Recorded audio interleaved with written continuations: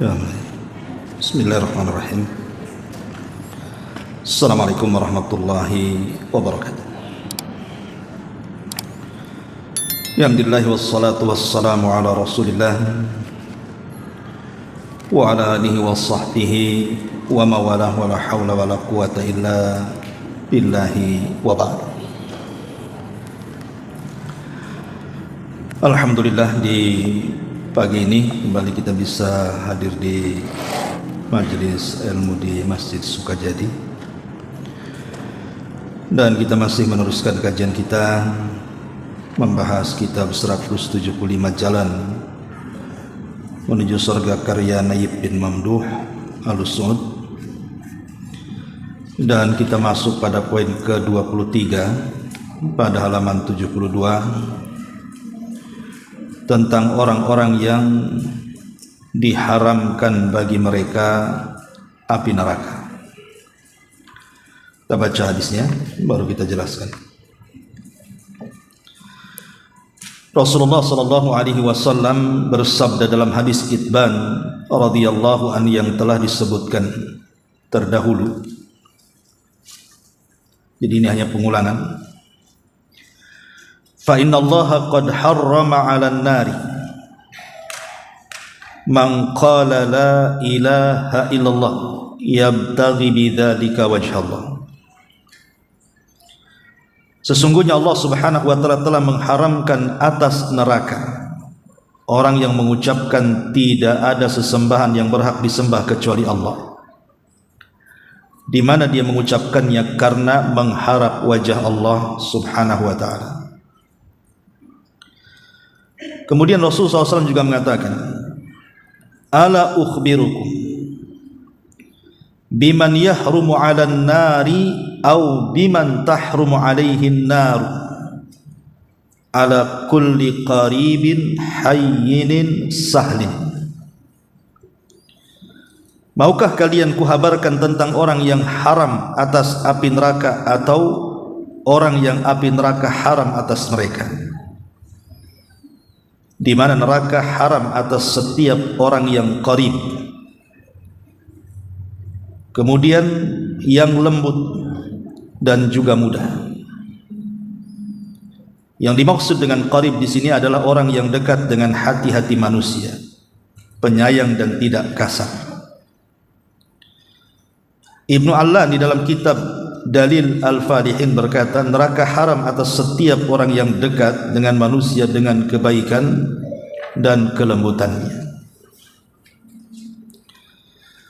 Ma'asyiral muslimat yang dimuliakan Allah Subhanahu wa taala, poin ke-23 ini menjelaskan kepada kita tentang orang-orang yang diharamkan neraka menyentuhnya. Dan kita tahu bahwa seringan-ringannya orang yang masuk neraka azabnya itu adalah yang diletakkan kakinya di neraka sampai mata kakinya, tapi cukup mendidihkan kepalanya. Dan itulah azab yang Allah berikan kepada paman Nabi, Abu Talib. Itulah azab yang paling rendah. Jadi nerakanya itu cuma sampai tumitnya saja, tapi cukup mendidihkan kepalanya. Ini yang paling ringan. Macam mana pula yang paling berat? Makanya para ulama salaf, apabila datang di malam hari, kemudian terjadi kegelapan yang meluas di mana-mana, karena di zaman itu kan belum ada listrik penerangan kecuali lewat obor dan yang semacamnya. Jadi orang-orang soleh dahulu itu kalau datang malam kemudian menggelapkan semuanya, mengingatkan mereka akan gelapnya api neraka. Makanya orang-orang soleh mereka bangun di tengah malam, kemudian melaksanakan tahajud karena takutnya mereka kepada neraka. Makanya Nabi SAW apabila sholat kemudian membaca ayat-ayat neraka, maka Rasul terkadang menangis karena ketakutannya Rasul kepada api neraka. Kalau seandainya Nabi SAW saja yang sudah dijamin kehidupannya, artinya sudah diampuni dosa yang telah, yang sedang, dan yang akan datang saja ketakutan apabila memikirkan neraka, macam mana pula kita yang tidak ada jaminan? Harusnya lebih takut lagi dari neraka. Lah di sini ada orang-orang yang tidak akan disentuh api neraka. Di antaranya pengarang menyebutkan dua perkara, sebenarnya banyak, nanti kita tambah. Nah, salah satunya adalah hadis yang pertama, di mana Nabi SAW mengatakan Allah haramkan api neraka itu atas orang yang mengatakan tidak ada sesembahan yang berhak disembah kecuali Allah karena mengharap wajah Allah Subhanahu wa taala. Maknanya neraka tidak akan menyentuh orang-orang yang mentauhidkan Allah Subhanahu wa taala. Lah di antara ciri-ciri orang itu husnul khatimah adalah orang yang berhasil ketika sebelum wafatnya mengucapkan kalimat la ilaha illallah. Dalam hadis Rasul mengatakan man kana akhiru kalamihi la ilaha illallah dakhalal jannah. Siapa yang akhir ucapannya berhasil mengucapkan kalimat la ilaha illallah, maka orang itu dijamin masuk surga. Karena di antara tanda-tanda husnul khatimah adalah ketika wafatnya dia bisa mengucapkan kalimat tauhid. Ini yang pertama, bicara tentang orang yang mentauhidkan Allah Subhanahu wa taala. Ini sudah lewat hadisnya ya pada bab awal-awal. Saya tertarik untuk membahas hadis Nabi yang kedua.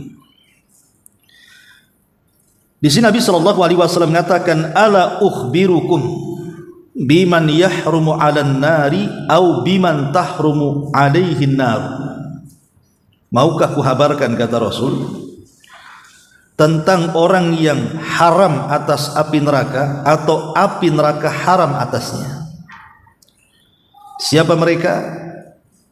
Ala kulli qaribin hayyinin sahlin. Kepada orang yang qarib, hayyin dan sahl. Apa maknanya?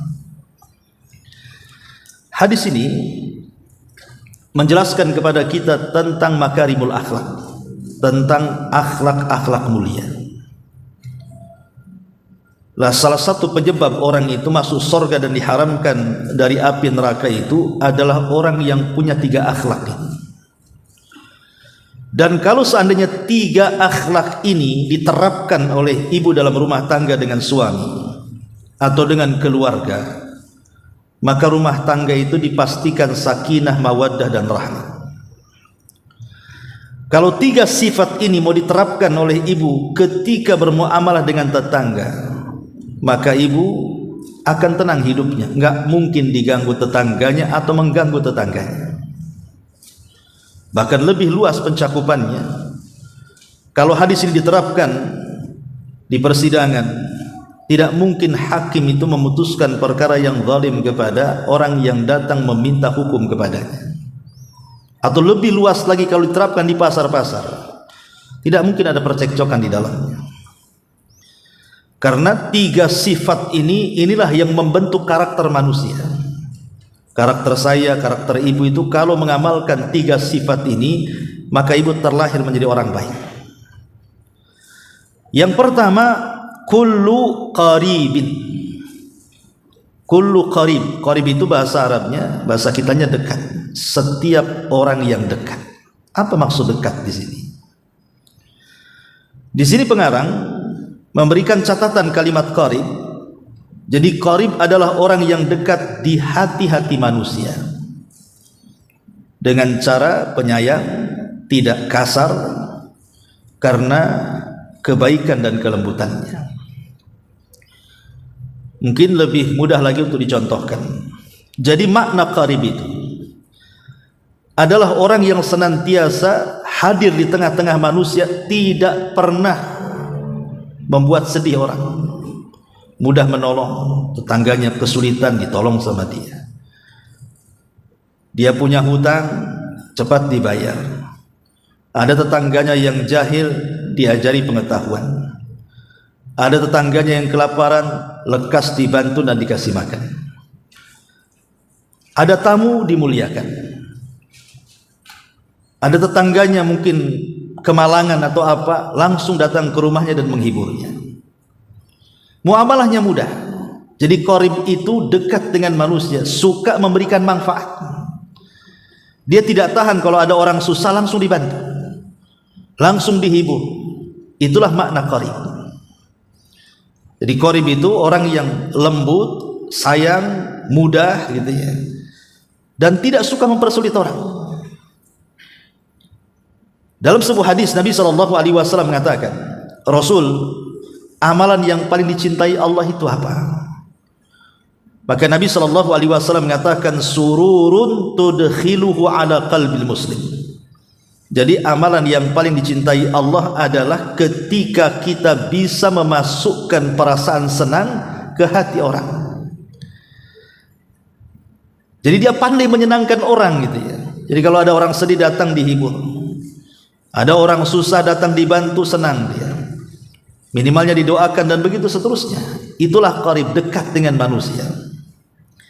Karena ada orang-orang di masyarakat itu sulit didekati. Apalagi sudah mentang-mentang dulu belum jadi RT, sudah jadi RT, susah pula ketemu dengan dia. Nggak bisa minta tanda tangannya kecuali ngasih duit. Nah, itu bukan qarib.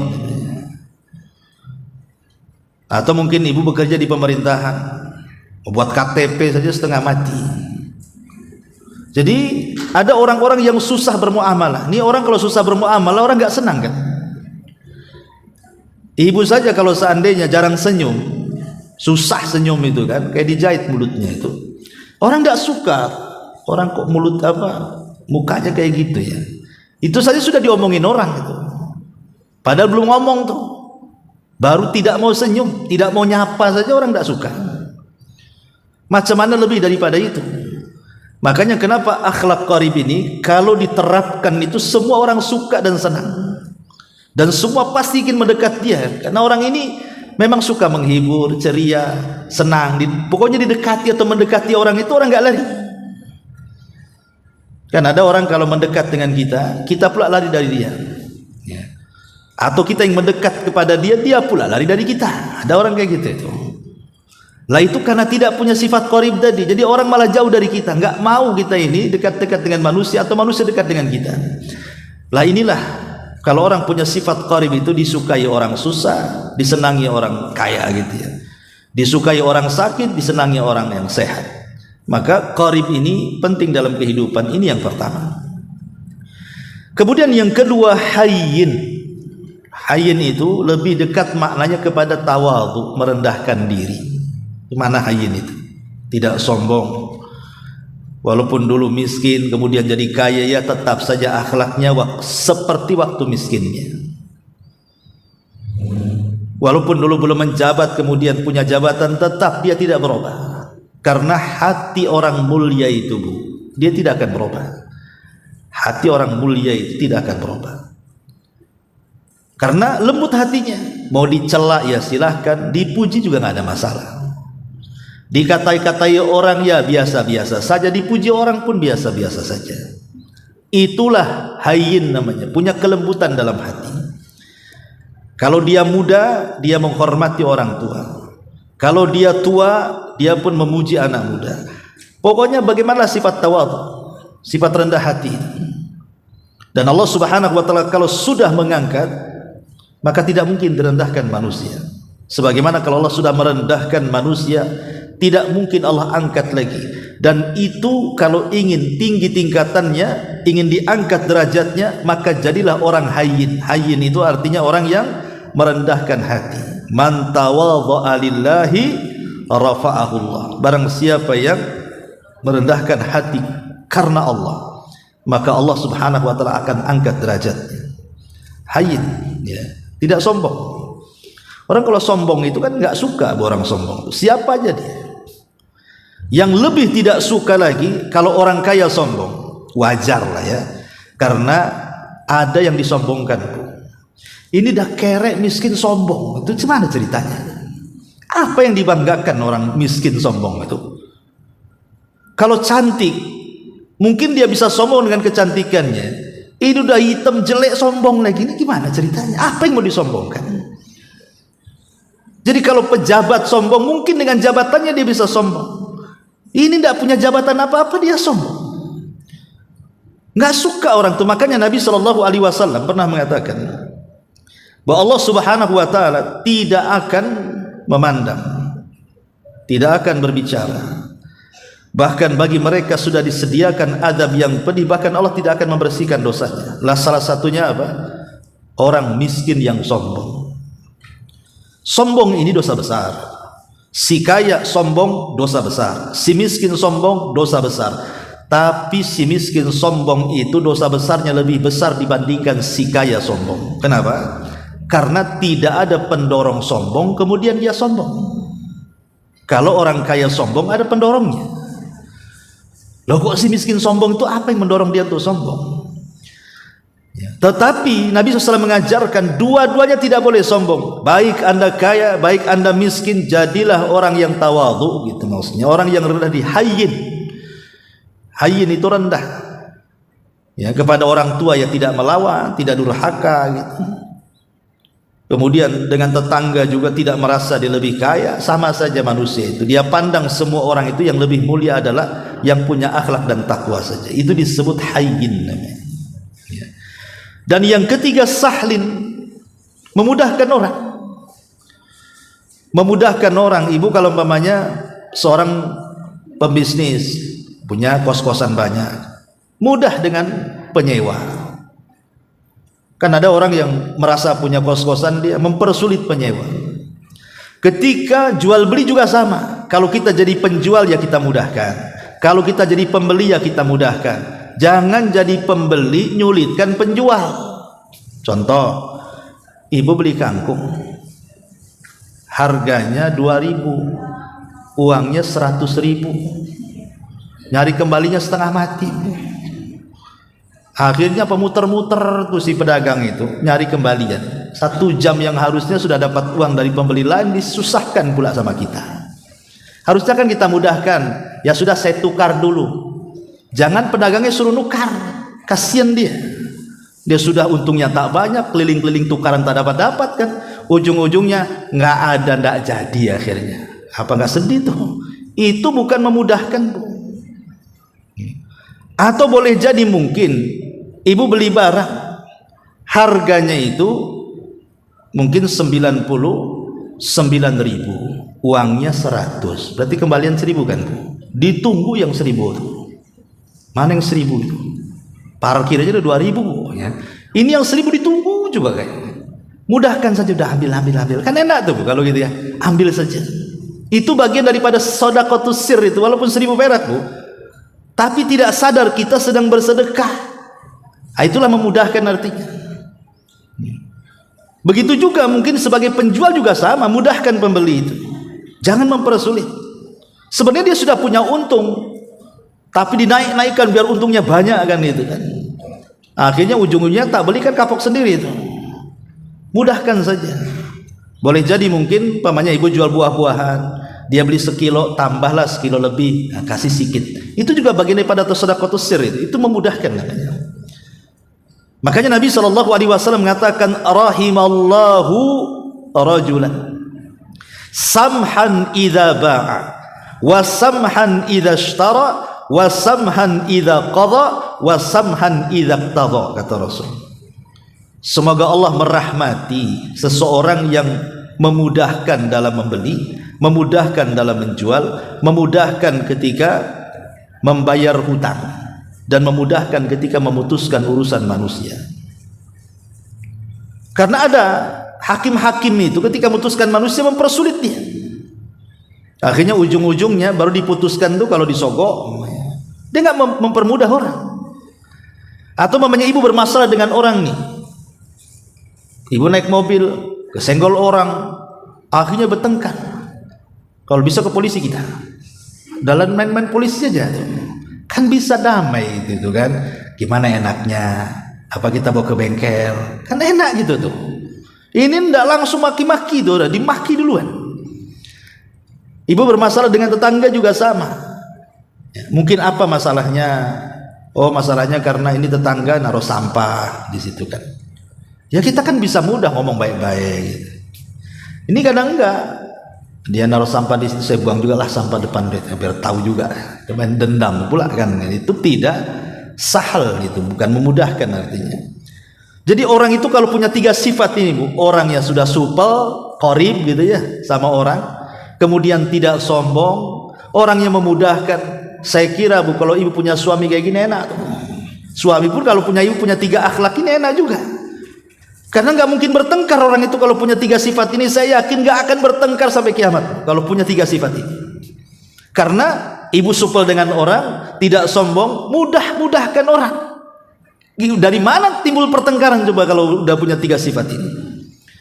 Makanya dari sekarang minimal ibu ajari nih 3 sifat ini ke anak-anak. Bacakan hadis ini ke anak-anak supaya anak-anak ini kalau tumbuh besar punya 3 sifat ini. Dan 3 sifat inilah yang kemudian Nabi SAW mengatakan akan diharamkan neraka kepadanya atau neraka tidak mau menyentuhnya.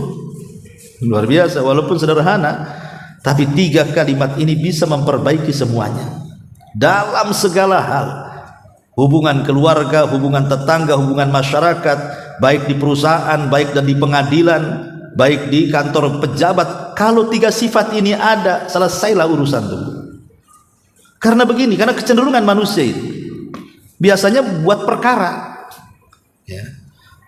Kecenderungan manusia itu mau nekan orang biasanya seperti itu, karena merasa dia kuat, ini yang ditekan ini lemah, main ngancam. Nah, itulah akhirnya jadinya kalau hilang 3 sifat ini, akhirnya penuh dendam, main ngancam, merasa besar, merasa banyak uang, merasa kaya, dan begitu seterusnya ya. Jadi kenapa sampai Nabi SAW mengatakan neraka haram kepadanya? Ya karena memang mulianya luar biasa 3 sifat ini, bisa memperbaiki urusan manusia, terlahir menjadi orang baik ya.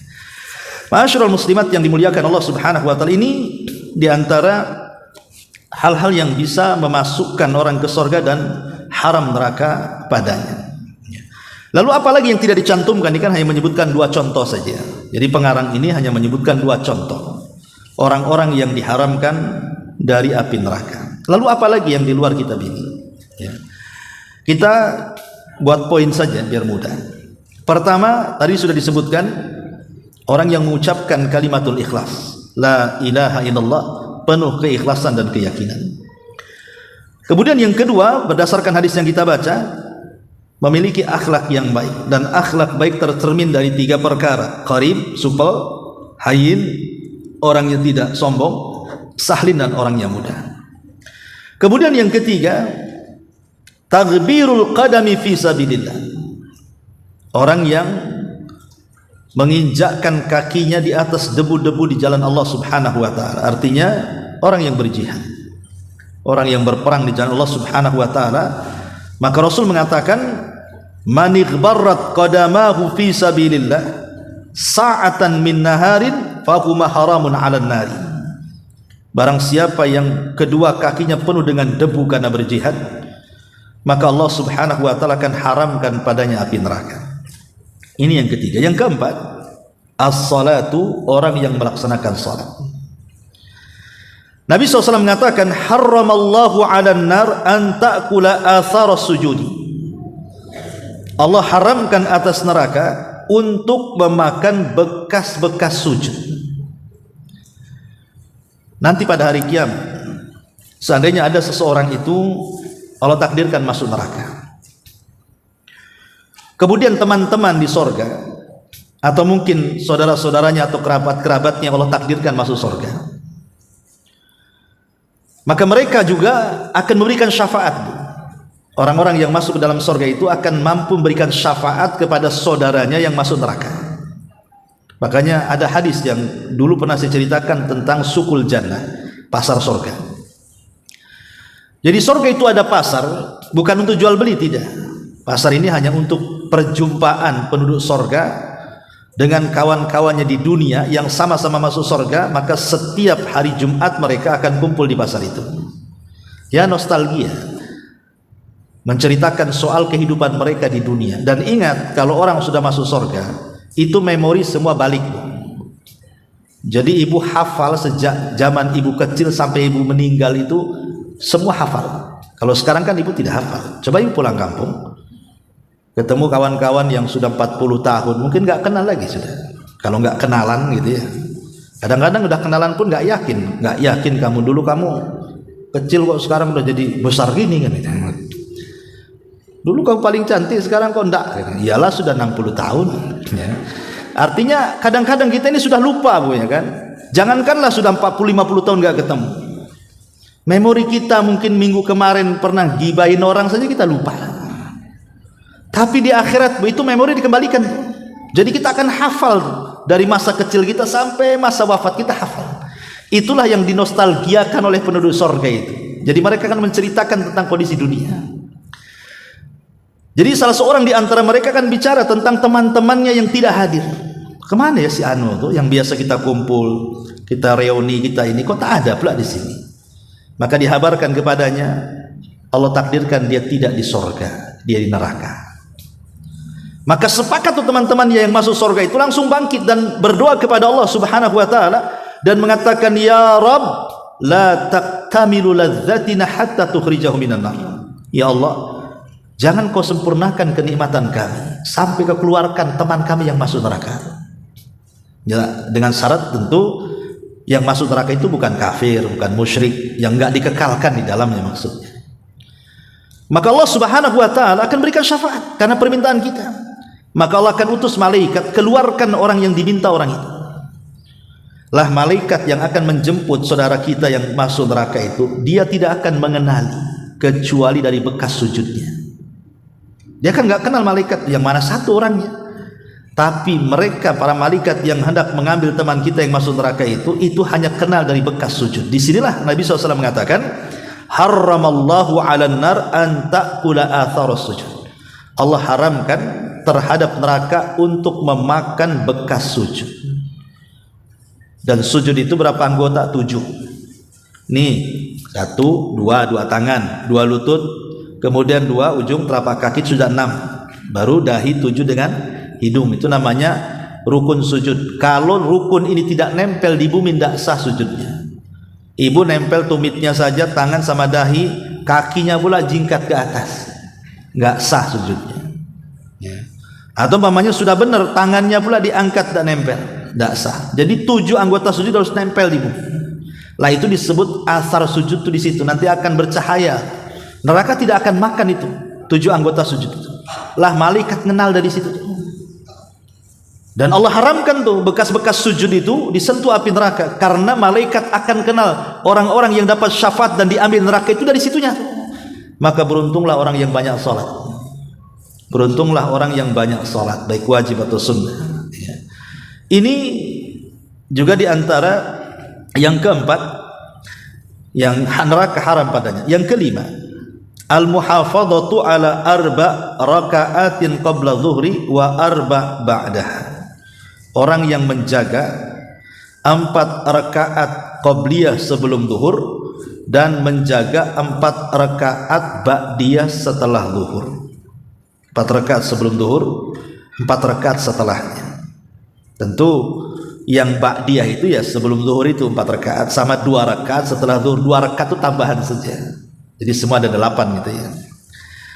Disebutkan dalam hadis Nabi sallallahu alaihi wasallam, man hafadha 'ala salawatil khamsi 'ala wudu'iha wa mawaqitiha.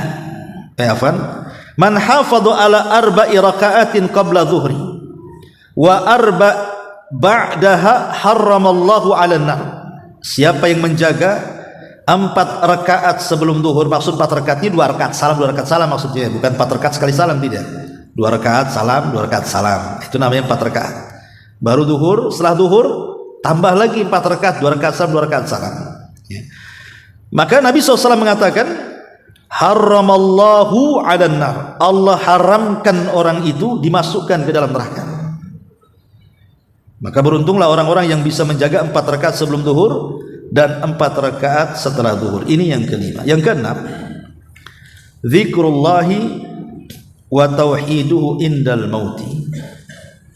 Berzikir kepada Allah Subhanahu wa taala dan mentauhidkan Allah indal mauti, ketika menjelang wafatnya. Maksudnya apa sih? Ada zikir. Jadi ini yang nomor 6 ini terkhusus bagi orang-orang yang sakit parah. Ya, jadi kalau ada seseorang itu sakit parah dan kayaknya nggak lama lagi hidupnya, maka bacalah zikir ini. Jadi ini bisa ibu wasiatkan kepada saudara yang sedang sakit parah, kasih amalan gitu bahasa kitanya. Bacalah doa ini. Apa itu? Dalam hadis Nabi SAW mengatakan, Nabi SAW bersabda, "Idza qala al-'abdu la ilaha illallah wallahu akbar, la ilaha illallah wallahu akbar, yaqulullahu azza wa jal sadaqa 'abdi, la ilaha illa ana wa ana akbar." Wa idza qala al-'abdu la ilaha illallah wahdahu, qala sadaqa 'abdi la ilaha illa ana wahdi. Wa idza qala la ilaha illallah la syarika lah, qala sadaqa 'abdi la ilaha illa ana wa la syarika li. Wa idza qala la ilaha illallah lahul mulku wa lahul hamdu, qala sadaqa 'abdi la ilaha illa ana lil mulku liyal mulku wa liyal hamdu. Wa idza qala la ilaha illallah wa la haula wa la quwwata illa billah, qala sadaqa 'abdi la ilaha illa ana wa la haula wa la quwwata illa bi. Thumma qala an-nabi sallallahu alaihi wasallam, wa man ruziqahunna inda mautihi lam tamassahun nar. Apa kata Rasulullah? Apabila seorang hamba berkata seperti ini, la ilaha illallah wallahu akbar, titik, ya, la ilaha illallah Allahu akbar, tidak ada sembahan yang berhak disembah kecuali Allah dan Allah Maha Besar. Maka kalau ibu mengucapkan kalimat ini, maka Allah yang ada di langit akan mengatakan, hambaku telah benar dengan ucapannya, karena memang tidak ada sesembahan yang berhak disembah kecuali saya, dan saya memang akbar, Maha Besar. Jadi bisa ketika sakit parah perbanyak tauhid dan takbir, la ilaha illallah Allahu akbar, la ilaha illallah Allahu akbar. Atau kalimat yang kedua,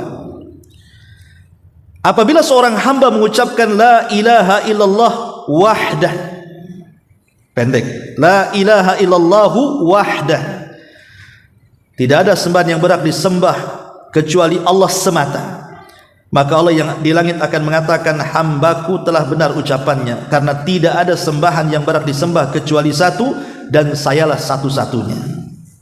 Maka bisa mengucapkan la ilaha illallahu wahdah, pendek juga. Kemudian kalimat yang ketiga, ibu bisa baca, dan apabila seorang hamba mengucapkan la ilaha illallahu la syarikalahu, tidak ada sembahan yang berhak disembah kecuali Allah yang tidak ada sekutu dengannya, maka Allah yang di langit akan mengatakan, ya memang hambaku telah benar dengan ucapan itu, bahwa tidak ada sesembahan yang berhak disembah kecuali aku, dan memang aku tidak punya sekutu dengan siapapun. Jadi lafaz yang ketiga, la ilaha illallahu la syarikalah. Atau yang keempat, ibu bisa membaca apabila seorang hamba mengucapkan la ilaha illallahu lahul mulku wa lahul hamdu, la ilaha illallahu lahul mulku wa lahul hamdu, tidak ada sembahan yang berhak disembah kecuali Allah, baginya kerajaan dan baginya pujian. Maka Allah yang ada di langit mengatakan, hambaku telah benar dengan ucapannya, memang tidak ada sembahan yang berhak disembah kecuali aku, dan kerajaan serta pujian itu hanya milik aku. Atau yang terakhir, ibu bisa membaca la ilaha illallah wa la haula wa la quwwata illa billah, tidak ada sembahan yang berhak disembah kecuali Allah, dan tidak ada daya dan upaya kecuali datang dari Allah. Maka Allah akan mengatakan dari langit, sudah benar hambaku dengan ucapannya, karena tidak ada sembahan yang berhak disembah kecuali aku, dan tidak ada daya dan kekuatan kecuali milikku. Apa kata Rasulullah? Siapa yang diberikan rizki menjelang wafatnya mampu mengucapkan lafaz-lafaz itu, maka neraka tidak akan menyentuhnya. Ya, ibu tinggal pilih lafaz yang mana, la ilaha illallah wallahu akbar, atau la ilaha illallah wahdah, atau la ilaha illallah la syarikalah, atau la ilaha illallah la haula wala quwata illa billah. Ibu kasih tahu tuh yang sakit-sakit parah, baca. Ya, siapa tahu Allah takdirkan dia meninggal, dia mengamalkan pula zikir-zikir yang disabdakan Nabi, Bisa jadi Allah takdirkan Allah akan jauhkan dia dari api neraka. Ini juga yang keenam. Kemudian yang nomor 7, al-buka'u min khasyatillah. Orang yang menangis karena takut kepada Allah. Nabi SAW mengatakan, ainani la tamassuhuman nar. Ada dua mata, kata Rasul, tidak akan disentuh api neraka. Ainun bakat min khasyatillah, mata yang menangis karena takut kepada Allah. Wa ainun batat takhrusu fi sabilillah, dan mata yang tidak pernah tidur karena menjaga perbatasan-perbatasan dengan musuh, berjihad, ya. Lah salah satunya adalah ainun bakat min khasyatillah, menangis karena takut kepada Allah. Karena umumnya ibu kalau menangis itu kan karena mungkin kurang belanja, kayak anak gitu, duh kenapa kurang belanjanya, nangis akhirnya. Ya tengok rumah tetangga bagus, rumahnya jelek, nangis kan itu. Tasnya bagus, orang lain bermerek, ini pakai kresek, nangis gitu kan. Jadi ada orang itu nangis itu kan urusan akhirat, urusan dunia.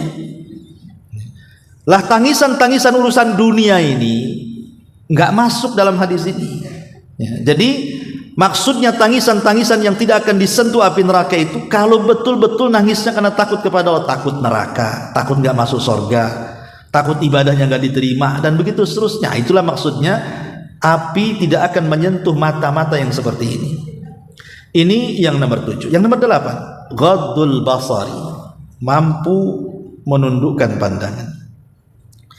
Nabi SAW mengatakan, salasun la tur'a yunuhumun nar. 3 kelompok di mana mata-mata mereka tidak mungkin disentuh api neraka. Salah satunya adalah ainun ghadab an maharimillah, mata yang senantiasa ditundukkan dari yang diharamkan Allah Subhanahu wa taala. Apapun yang diharamkan, maka matanya akan ditunduk. Karena banyak orang-orang itu yang mereka tidak menundukkan pandangan. Suami tetangga lewat, dipandangin sama ibu, kok cakep suami saya kok tak cakep kayak dia ya. Kadang-kadang dibanding-bandingkan, ini suami tetangga rajin, nanti ditengok udah pagi-pagi, ini suami sendiri masih tidur. Lah ini jangan pernah memandang orang-orang yang bukan layak kita pandang, dan juga jangan membanding-bandingkan. Karena berawal dari pandangan ini akhirnya membandingkan. Bang, tengok tuh orang sebelah. Nah, itu mulai itu kalau begitu tuh. Ya. Emang kenapa? Tengok tuh suami sebelah itu. Jam 6 sudah bangun, ayam belum bangun, abang pun ikut ayam pula katanya. Bangun-bangun. Ini bahaya, Bu. Seolah-olah ibu itu maunya suami ibu tuh suami tetangga maunya. Cuman tidak ngaku, jadi ngomongnya gitu sama suaminya itu. Tengok tuh suami tetangga. Maunya ya suami itu suami tetangga itu. Mau langsung atau tidak langsung sebenarnya seperti itu. Itu mafhumnya kan. Dan ini bahaya. Ya, makanya ini gara-gara tidak pernah menundukkan pandangan. Atau mungkin ibu masuk mall, masuk apa kan, nampak ada baju bagus, ini harga mahal, uang tak ada, ditekan suaminya. Akhirnya suaminya pusing lah. Nah, itulah jadi korupsi akhirnya. Suaminya juga akhirnya yang penting istrinya suka, nggak peduli dia cari uang. Oke, jadi online akhirnya. Jadi hal-hal yang seperti itu berawal dari ghadul basar sebenarnya. Kalau dia tidak mampu menundukkan pandangan, akhirnya larinya ya ke syahwat tadi. Nah, maka orang-orang yang menundukkan pandangan ini Allah berikan kehususan bahwa mata-mata mereka tidak akan disentuh api neraka. Kemudian yang nomor 9, as-sabru ala faqdil waladi, mampu bersabar ketika kehilangan buah hati. Kalau seandainya Bu, orang tua ibu meninggal, ibu sedih, pasti sedih karena itu musibah juga. Atau mungkin ibu kehilangan pasangan, itu sedih banget tentunya kan, dan itu musibah juga. Tapi musibah kehilangan anak itu melebihi kehilangan pasangan, bahkan melebihi kehilangan orang tua. Itulah kenapa kemudian sabar ketika kehilangan anak itu lebih besar pahalanya dibandingkan kehilangan pasangan atau orang tua. Kalau kehilangan pasangan memang dari dulu pengen cerai ibu ya, alhamdulillah udah mati, nggak perlu lagi repot saya sekawin lagi ya. Atau mamanya kalau kehilangan orang tua ini yang saya tunggu-tunggu dari kemarin, saya tengok berangkas saja, mungkin sertifikatnya di situ semua kan, nggak didoakan udah mati dia.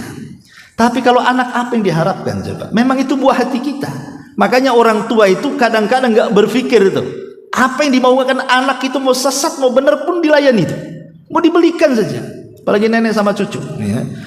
Jadi inilah kenapa Nabi SAW mengatakan la yamutu li ahadin minal muslimin salasa minal waladi fatamassahun nar illa tahillatal qasam. Tidaklah meninggal salah seorang dari kaum muslimin ditinggal mati oleh anaknya, maka neraka tidak akan menyentuhnya. Kata para ulama, catatan kata Imam Nawawi, selama dia sabar.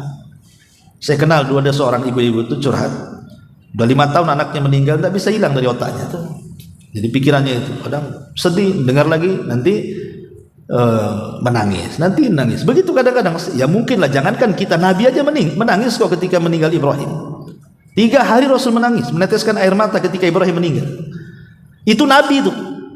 Sampai ketika Nabi menangis itu, Abdurrahman datang, Abdurrahman bin Auf, dan mengatakan, Rasul, kan kamu melarang tidak boleh menangis saat ada orang meninggal. Maksudnya hadis tentang larangan niyahah, tidak boleh. Tapi Rasul mengatakan, ini bukan niyahah wahai Abdurrahman, ini tangisan rahmat. Ya wajarlah orang tua menangis gara-gara kematian anak. Karena mata ini bisa menangis, hati bisa sedih, dan perpisahan aku dengan Ibrahim itu sangat menyesakkan dada. Tapi saya berusaha tidak mengucapkan kecuali yang Allah redhoi, kata Nabi. Boleh kita menangis, tapi jangan berkata-kata kecuali yang diridhoi Allah. Jadi kalau mamanya ada yang ibu cintai meninggal dunia, boleh menangis, tapi jangan tasakhut. Tasakhut itu artinya mengeluarkan kata-kata yang menolak takdir, itu yang dilarang. Kalau sampai mengeluarkan kata-kata yang menolak takdir, ataupun gerakan-gerakan badan yang kesannya dia tidak terima dengan kematian, seperti guling-guling, ambil gunting, dicukur-cukur rambut, dirobek-robek, udah kayak orang gila, nah, itu namanya niyahah, tak boleh. Tapi kalau duduk nangis itu saja, dan dia berusaha menahan lisan, itu tidak ada masalah, karena Rasul pun menangis ketika kematian Ibrahim. Ya, maka ini yang ke-9, sabar ketika kehilangan anak. Ya, ini diantara 9 perkara yang sebutkan para ulama tentang neraka tidak akan disentuh. Lalu sebaliknya, siapa orang-orang yang sorga tidak akan menyentuhnya dan dia tidak akan disentuh sorga? Ini kebalikannya. Ya. Pertama, al-musyrik, ya tentu orang yang melakukan kesyirikan, itu tidak akan disentuh sorga. Sorga aja tidak mau menyentuh dia. Karena di dalam hadis Nabi dalam Al-Quran sendiri, dalam surah Al-Ma'idah 72 jelas Allah Subhanahu wa taala mengatakan, innahu man yusyrik billahi faqad harramallahu alaihil jannah. Sesungguhnya orang-orang yang menyekutukan Allah, maka Allah haramkan sorga. Sorga tidak akan menyentuhnya dan dia tidak akan tersentuh sorga. Ini yang kekalnya. Kemudian al-muntahir, orang yang bunuh diri. Orang yang bunuh diri. Disebutkan dalam hadis Jundub ibn Abdillah radhiyallahu anhu, qala Rasulullah SAW, kana fi man kana qablakum rajulun bihi jurhun fajazi'a fa akhadha sikkinan fahazza biha yadahu famaraqa damun hatta mata. Qala Allah Ta'ala, badarani abdi bi nafsihi haramtu alaihil jannah. Kata Rasul, umat sebelum kita, dia punya luka dalam badannya, sakit yang berkepanjangan, tidak tahan, diambilnya pisau, kemudian diiris urat nadinya, kemudian meninggal. Setelah meninggal dipanggil oleh Allah Subhanahu wa taala dan mengatakan, badarani abdi binafsi, hambaku telah mendahului takdirku dengan dirinya, maka aku haramkan surga padanya. Maksudnya di sini, apakah orang bunuh diri kekal di neraka? Tidak.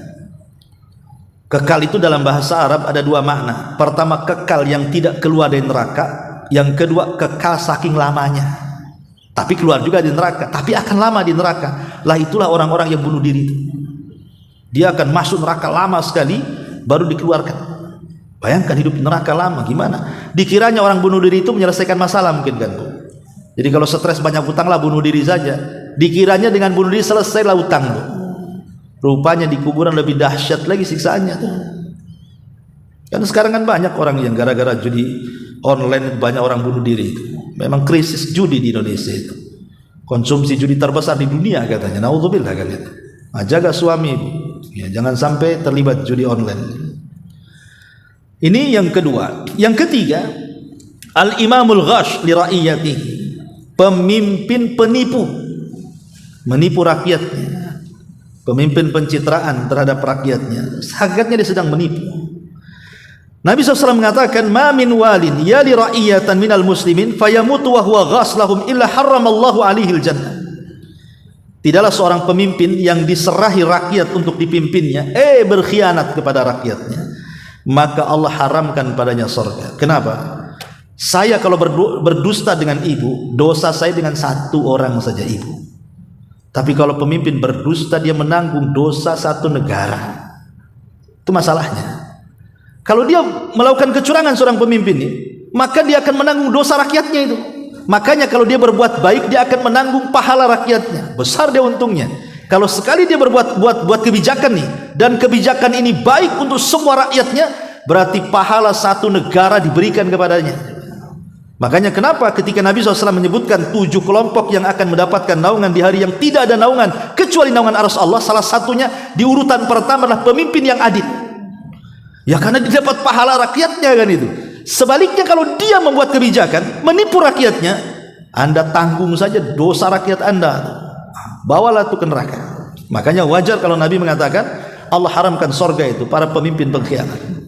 Kemudian juga man akhadha malal muslim bighairi haq, orang yang mengambil harta seorang muslim tanpa hak dibenarkan. Seperti mamanya mengambil tanah orang walaupun 1 jengkal gitu ya. Ataupun mamanya ingin merebut warisan saudaranya padahal dia nggak punya hak di situ. Atau ingin merebut langganan orang lain padahal itu sudah ada langganan ke situ.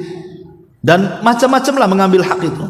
Nabi mengatakan, man iqtata'a haqqa imri'in muslim biyamini faqad aujaballahu lahun nar wa harrama alaihi al-jannah. Faqala lahu rajulun wa in kana syai'an yasiran ya Rasulullah, qala wa in qadiban min araqin. Barang siapa yang mengambil hak seseorang muslim dengan sumpahnya, maka Allah wajibkan neraka baginya dan Allah haramkan surga baginya. Seorang laki-laki berkata, wahai Rasul, walaupun sesuatu yang kecil, ya walaupun hanya sebiji siwak, ya walaupun hanya sebiji siwak. Naudzubillah. Siwak berapalah harganya? Nah sekarang kan ada tuh konflik keluarga gara-gara waris. Dia tidak punya hak di situ sebenarnya, dia ambil. Dan itu paling banyak di masyarakat terjadi. Ya ataupun umpamanya kalau desa itu nyangkulin sawah, akhirnya tanah awalnya sejengkal ngambil, akhirnya 1 kilo pula itu habis sawah orang dicangkuli dia. Kan ada orang yang mengambil hak seperti itu. Nah ini masuk juga surga tidak akan menyentuhnya. Maksudnya ya nanti kalau di seorang muslim masuk juga, tapi kan dilama-lamain di surganya, di nerakanya ya. Kemudian juga qati'ur rahim, orang yang memutus silaturahim. Orang yang memutus silaturahim berdasarkan hadis Nabi SAW mengatakan, faman qata'aha harramallahu alaihil jannah. Siapa yang memutuskan silaturahim maka Allah haramkan padanya surga. Kemudian yang selanjutnya manidda ila ghairi abi, orang yang mengaku kepada yang bukan keturunannya. Rasul mengatakan manidda ila ghairi abi wa huwa ya'lam fal jannatu alaihi haram. Siapa yang mengaku kepada yang bukan keturunannya, dia tahu itu bukan keturunannya, maka surga haram padanya. Seperti orang ngaku-ngaku turunan nabi padahal bukan gitu ya. Atau ngaku-ngaku turunan, umpamanya di Indonesia ini kan kalau sistem kerajaan dulu banyak tuh turunan ningrat padahal nggak ada ningratnya, itu masuk pada hadis ini. Atau kalau di anaknya sudah sukses dari desa ke kota udah kaya gitu, nggak ngakui bapaknya karena miskin gitu. Dan begitu seterusnya. Dan yang terakhir, waman qatala muahidan, orang yang membunuh orang kafir yang dilindungi pemerintah. Nggak boleh. Orang kafir itu ada 4. Yang boleh dibunuh itu cuma 1. Yang 3 itu harus dilindungi. Pertama kafir zimmi. Kafir zimmi itu kalau ibu punya tetangga non muslim, dia memang sudah orang Indonesia, punya KTP Indonesia, hidup bersamaan dengan kita, itu disebut zimmi bu. Lindungi mereka, jangan disakiti ya. Yang kedua ada namanya kafir musta'man. Kafir musta'man itu orang kafir yang diberikan suaka pemerintah. Ada orang Australia, Singapura, non muslim datang ke Indonesia, dikasih visa sama pemerintah, dikasih suaka, silakan jalan sana, silakan rekreasi, silakan bisnis, silakan itu. Ini orang kafir seperti ini dilindungi, tidak boleh dibunuh. Kemudian yang ketiga ada kafir mu'ahad. Umpamanya ada negara Indonesia berhubungan dengan negara Malaysia, dengan negara Australia atau Amerika atau Barat yang non Muslim itu. Ada hubungan bisnis, bilateral atau politik atau hubungan apalah pokoknya. Maka kalau ada hubungan, maka tidak boleh diperangi. Ada hubungan. Ya. Yang boleh diperangi ini kalau orang kafir nembakin kita. Kayak orang Israel tuh nembakin Palestina. Nah, itu ya tidak mungkin ditembakin diam saja. Ya kita melawan lah kan itu. Itu boleh. Kalau mereka mengangkat senjata memerangi kita, kita perangi balik. Itu hanya satu yang boleh diperangi kalau mereka mengangkat senjata. Kalau tidak mengangkat senjata tidak boleh. Karena konsekuensinya kalau kita membunuh seperti teroris-teroris itu kan, kadang-kadang mereka meledakkan diri di mana-mana. Ini mereka nggak pernah melihat pembagian kafir orang teroris itu. Pokoknya nampak orang kafir mau dibunuh saja. Padahal Islam ini agama rahmatan lil alamin. Ada pembagiannya, orang kafir tidak semua dibunuh. Orang kafir yang dibunuh itu kalau dia merangi kita, kalau nggak merangi ya kita lindungi mereka. Boleh jadi masuk kepada kafir dhimmi, atau mungkin kafir ahdi, atau kafir musta'man. Jadi dari 4 kafir itu cuma 1 yang boleh diperangi. Yang 3 ini tidak boleh, haram. Kalau kita perangi, maka Rasul mengatakan man qatala mu'ahadan fi ghairi kanhihi harramallahu alaihi jannah. Siapa yang merangi kafir mu'ahid, maka Allah haramkan padanya surga. Wallahu alam, Bu. Maaf mungkin tidak ada tanya jawab. Saya ada acara di mana ini? Di Hotel Aston ya. Untuk umrah setengah jam 10 dan mungkin cukuplah. Subhanallah bihamdika, asyhadu an la ilaha illa anta astaghfiruka wa atubu ilaik.